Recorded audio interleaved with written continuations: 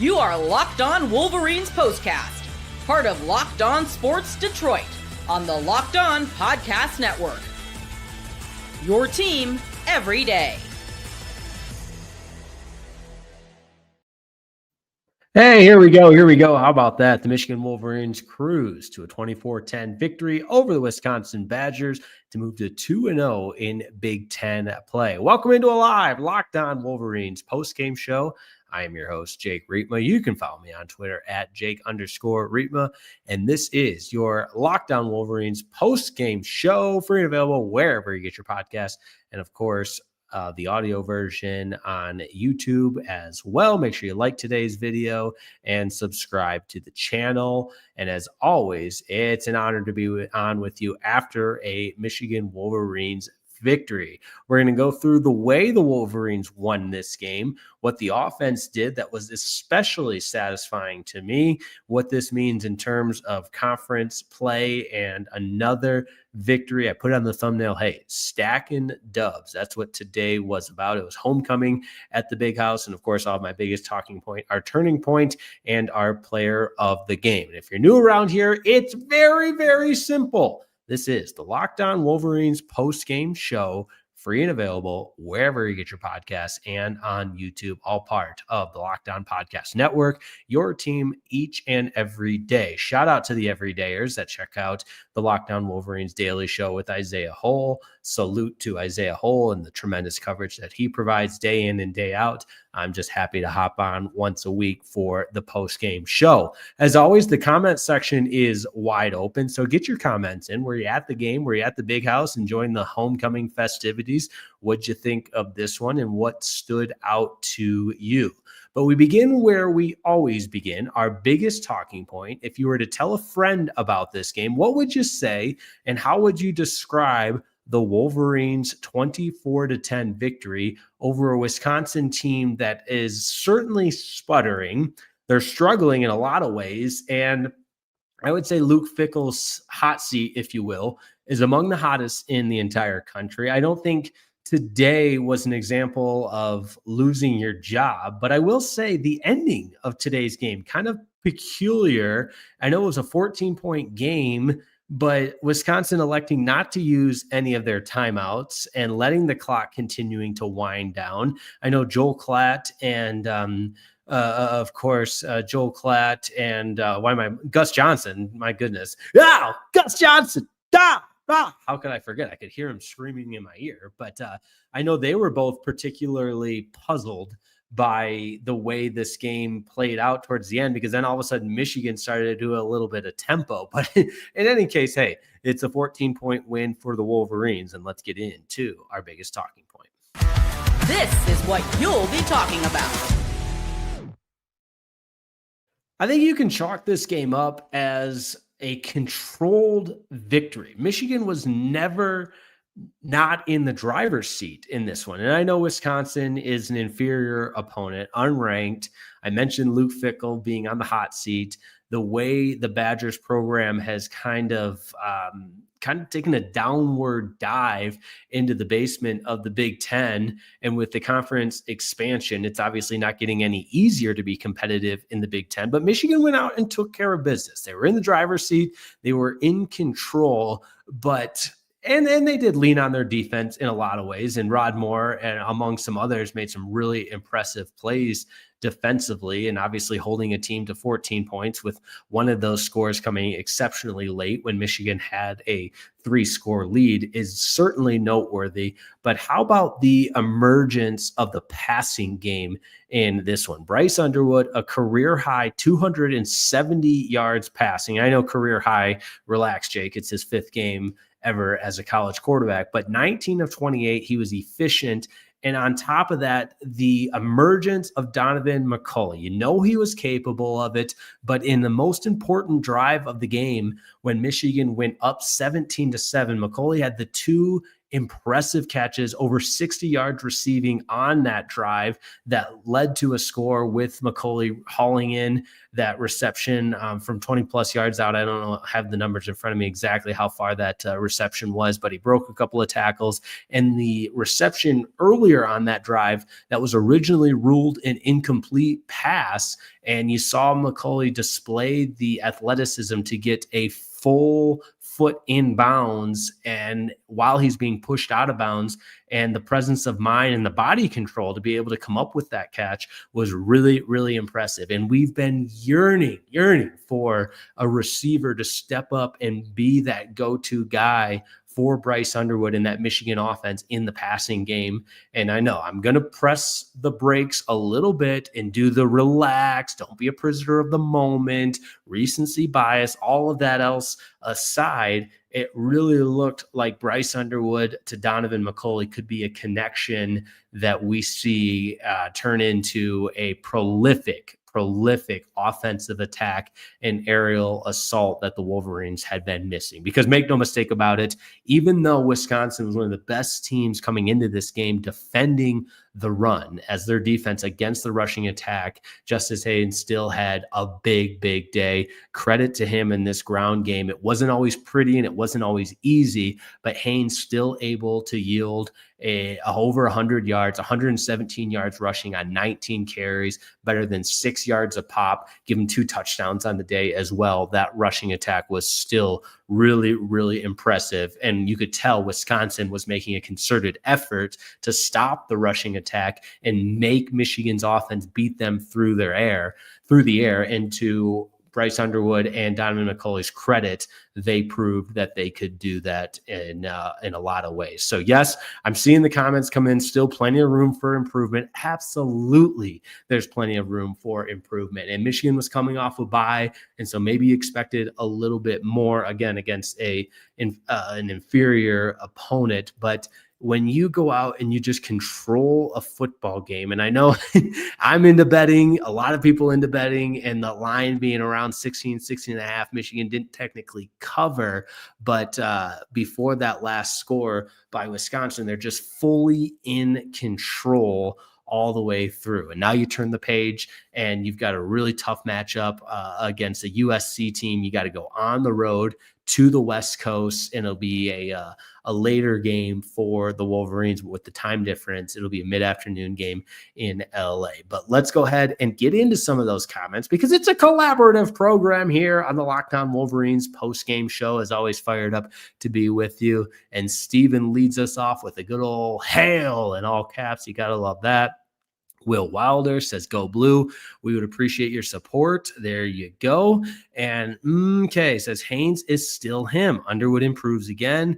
Dominic was off today, and we look ahead to next week because this one was always in the bag." Very good point. I had that on my list to get to.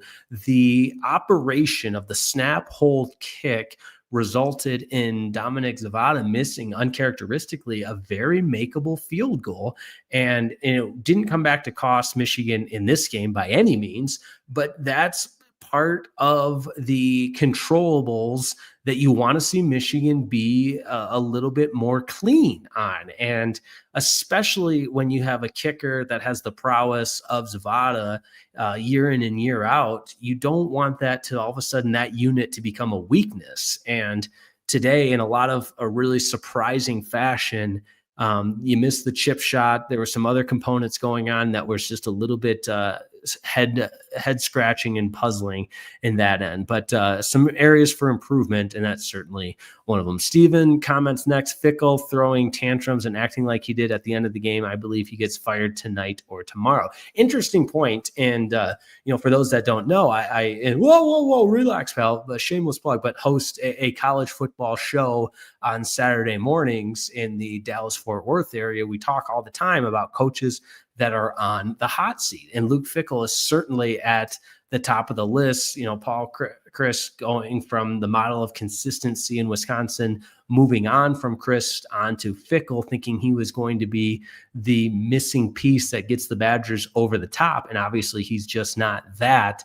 I just don't know if today was a quote unquote ugly enough loss to pull the trigger on firing, Luke Fickell tonight or tomorrow or whatever it may be for the Wisconsin Badgers. But hey, I'm not the host of Locked On Badgers. I won't pretend to know the ins and outs of what goes on at Wisconsin. I think it's one of those classic telltale signs. Be careful what you wish for when you're hiring or firing coaches in that sense. Brent is up next. Brent DeWitt says a lot of improvement in many areas, but Spray got owned. Yes, the Michigan Wolverines certainly were there. Arden Kersey says the D saved them again. You got to love that. NXT with Najee says, let's go blue. Bumpin' Dat One says, great game, go blue. Without those drops, Bryce goes for 300 yards passing. McCulley takes the next step right in time. Exactly what I would classify in this one, that the receiving core for the University of Michigan still collectively has a lot to prove. But individually speaking, today was such a momentous step forward for Donaven McCulley, and the drops from some of the other guys as a unit might be talking points in the film review. As a wide receiver core, they can improve, but individually speaking, love what you saw from Donaven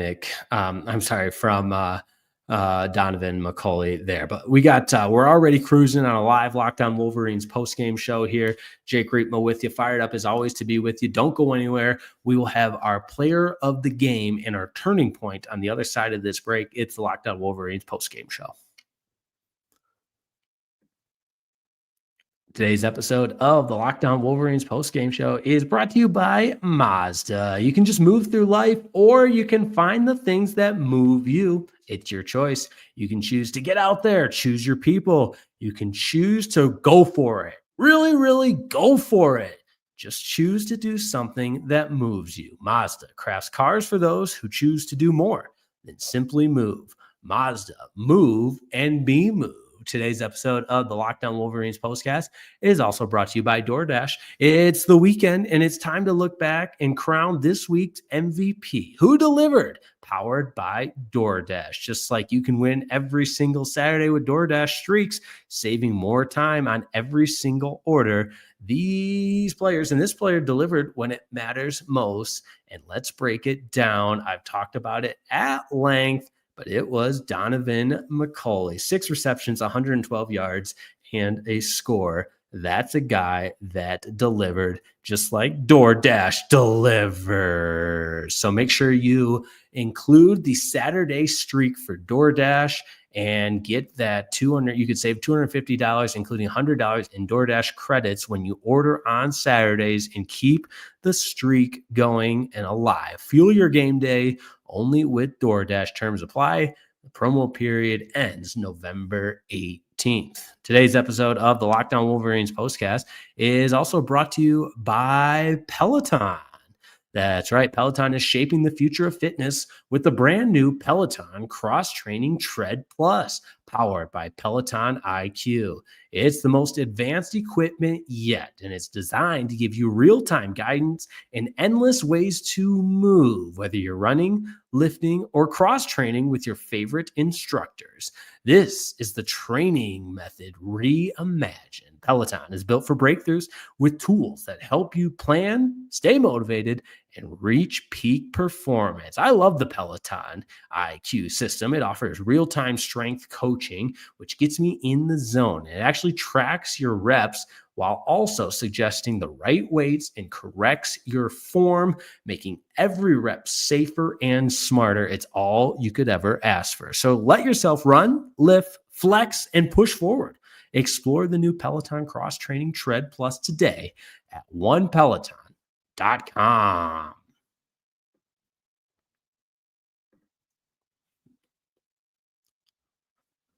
The Michigan Wolverines cruise to the 24-14 win, or 24-10 win, my apologies, over the Wisconsin Badgers. Watched a lot of football, and the Michigan Wolverines win comfortably by 14. Don't quite cover if you're keeping track at home, but appreciate all of the comments chiming in. And I want to go to this one from Otis John Jr., because this is exactly how I felt Fickell gave up not using those timeouts at the end. You let the clock wind all the way down to the 2-minute warning. And I mentioned it earlier in the program, both Joel Klatt and Gus Johnson were wondering the same. What was going on there? Why did the Wisconsin Badgers just seemingly wave the white flag in a 2-possession game? Crazier things have happened over the course of the conclusion of the fourth quarter. But appreciate everybody tuning in. Let's go ahead and get to our biggest turning point right here on the Locked On Wolverines postgame show. Time to reveal where the game was won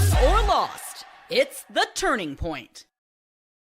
In a 10-7 game, the Michigan Wolverines took control of this game. And you can say what you will about the offense for Michigan, but the defense playing as well as they did. And in that third quarter, after a long 11-play, 66-yard drive, Michigan missed that field goal that gave the momentum back to Wisconsin in a 10-7 game. Now, the defense forced Wisconsin to go 3 and out, which was impressive. And after a couple of exchange punts, when Michigan marched 67 yards in just 3 plays, this game turned around, making it 17-7. First, it was the 33-yard pass to Donaven McCulley, followed by the 29-yard touchdown reception. That, my friends, is your turning point in this one. How about our player of the game? This is the Locked On Player of the Game. A couple of guys that were certainly worthy of this. So I'll do my quote unquote honorable mentions before we get into our true player of the game, because you got to give a lot of credit to the young freshman, Bryce Underwood, a career high 270 yards passing. And oh, by the way, Justice Haynes was steady with 19 carries, 117 yards. You know, this Michigan team is going to pound the rock on the ground, better than 6 yards a carry. And he had the 2 scores, but the breakout performance and player of the game in my mind was Donaven McCulley. Wide receiver with 6 receptions, 112 yards, better than 18 yards a catch with the 1 touchdown. And I say it's the breakout performance because Michigan so desperately needs the production from the wide receiver room, and they just haven't gotten that. So if Donaven McCulley can be that guy, not only today like he was, but moving forward, then, oh, by the way, this offense just gets a whole new dimension and becomes that much tougher to defend. But hey, Michigan gets the win today, 24-10 over Wisconsin, moves to 2-0 in Big Ten play. Everything in front of them, 4-1 on the season overall. And up next, the USC Trojans in LA. Looking forward to that. Thanks, as always, for tuning into the live Locked On Wolverines postgame show. This is your postgame destination, so make sure you like today's video. Tell a friend about it. If, hey, you're looking for a place to go postgame after Michigan games, we've got the Locked On Wolverines postgame show, free and available on YouTube and, of course, wherever you get your podcast. So have a wonderful rest of your Saturday. Kick back, enjoy some college football. You got playoff baseball on as well. So if you're a playoff baseball fan, you're tuned into those Detroit Tigers, we'll have a live Locked On Tigers postgame show for you as well later on over on Locked On Tigers. So thanks so much. Make sure you check out the Daily Show with Isaiah Hole. Michigan beats Wisconsin 24-10 at the Big House. We'll see you next time on the Locked On Wolverines postgame show. Have a wonderful day.